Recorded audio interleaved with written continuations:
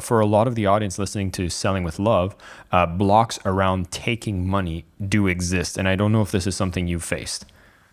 Absolutely. I've been told so many times that I should charge more, and I'm still not charging more. So I completely understand. I also have a bit of resistance around charging, but I think ultimately it's about having confidence in the value that you're providing while making sure that your offer is accessible to the people who need it.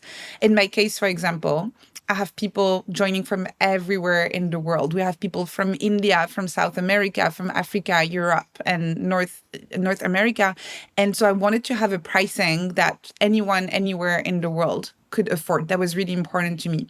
I also realized that a lot of the help that we're offering is targeted at people who are sometimes a bit early in designing their productivity system. And so because of that, I also wanted to make sure that younger people who maybe were in their first job or second job could also afford it. That was really important to me.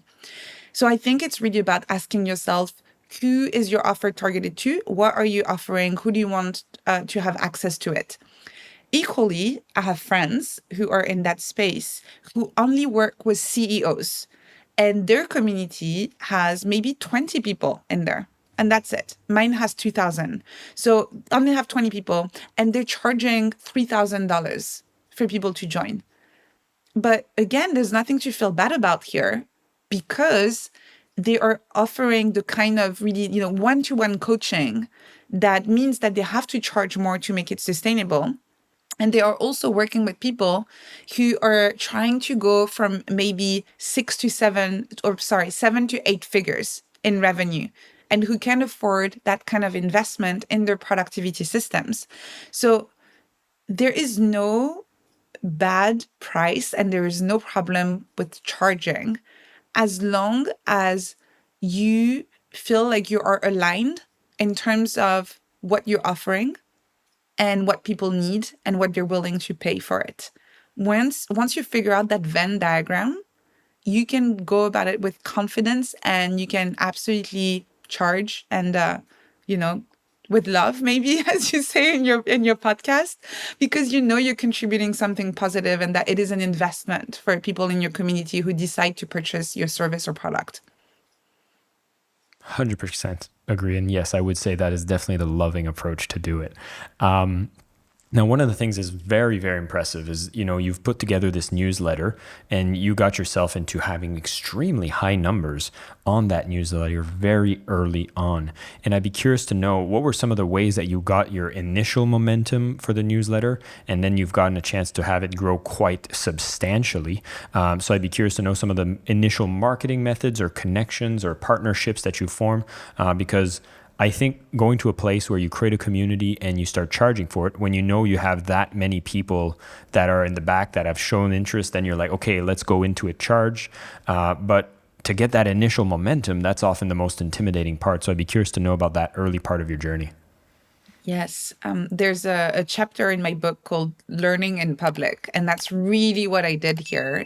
So, the way it works is that instead of doing what we instinctively tend to do when we work on a project, where we work with the garage door closed and we wait until everything is perfect to share it with others, I did the complete opposite of this. So, I was very public in the way I was building the newsletter.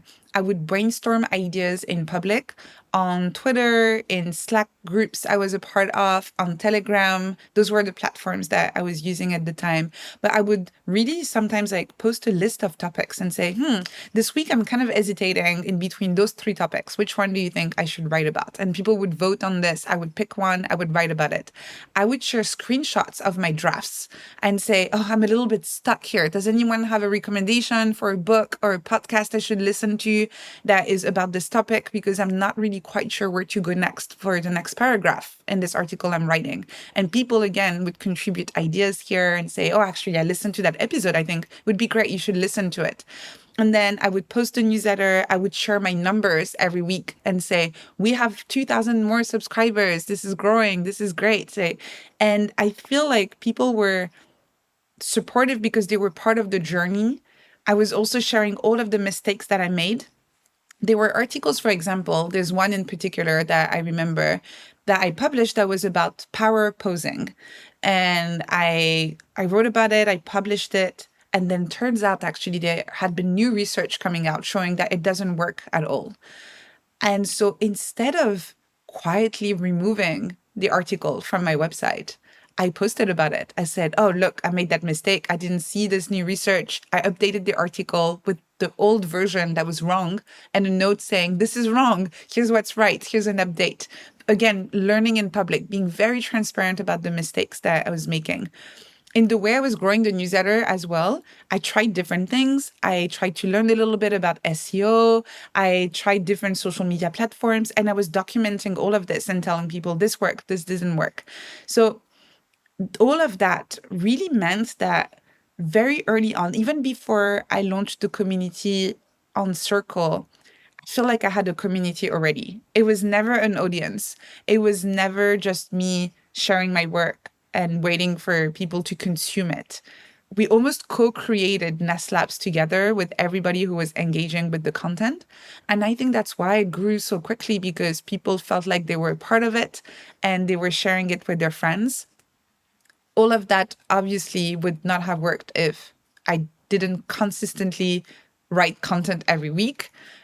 This is very important in the sense that I think it's 98% of blogs that are abandoned after 1 year.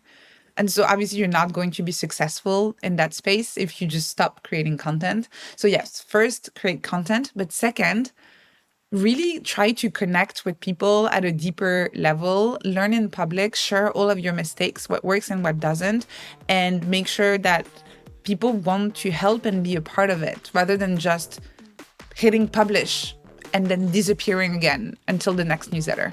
Thank you so much for listening to the Selling with Love podcast. We have some previous episodes you can tune into right here. And if you prefer the short form content where you get to the point in under 10 minutes, we do have a ton of clips from our best episodes that are being shared on this channel as well. So pick which one supports you the most. And of course, thank you for liking, subscribing, and of course, selling with love.